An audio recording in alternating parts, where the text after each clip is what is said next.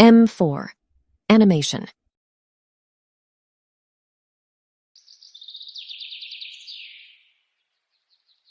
सालों पहले एक नगर का राजा अपने राज्य में रात को अपना रूप बदलकर घूमता था। वो रूप बदलने के बाद लोगों से मिलकर अपने यानी राजा के बारे में जानने की कोशिश करता और उनकी समस्याओं को समझता था। एक रात जब वह नगर घूमकर आया तो अचानक जोर से बारिश होने लगी। उसने देर के बिना एक गरीब के घर का दरवाजा खटखटाया। राजा के दरवाजा खटखटाने के बाद घर से एक व्यक्ति निकला। वह एक गरीब किसान था जो अपनी पत्नी और बच्चों के साथ रहता था। बारिश तेज थी तो किसान ने राजा को अंदर आने के लिए कहा। राजा ने घर में जाने के बाद पूछा, क्या आप मुझे कुछ खिला सकते हैं? मुझे बहुत तेज भूख लगी है। वो गरीब किसान और उसका परिवार 3 दिनों से भूखा था और उसके घर में एक भी दाना अन्न का नहीं था। किसान के मन में हुआ कि भले ही हम भूखे हैं, लेकिन अपने अतिथि को यूं भूखा नहीं रख सकते। अब किसान ये सोच सोचकर बेचैन हो गया कि अपने अतिथि का पेट कैसे भरा जाए। तभी उसने घर के सामने वाली दुकान से चावल चुराने की तरकीब सोची।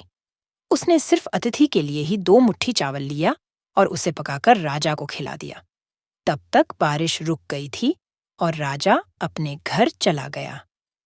दूसरे दिन दुकान का मालिक अनाज की चोरी की शिकायत लेकर राजा के पास पहुंचा।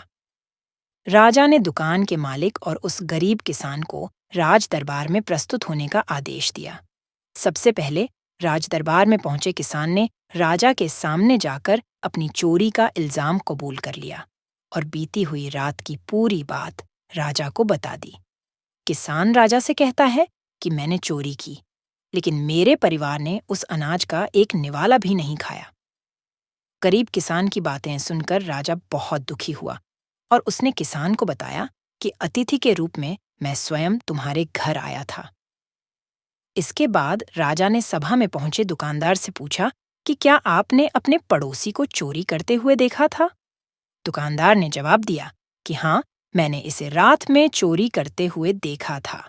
दुकानदार की बात सुनने के बाद राजा कहता है कि इस चोरी के लिए मैं पहले जिम्मेदार हूं और फिर दूसरा तुम हो, क्योंकि तुमने अपने पड़ोसी को अनाज की चोरी करते हुए देखा, मगर कभी उसके भूखे परिवार को नहीं देखा।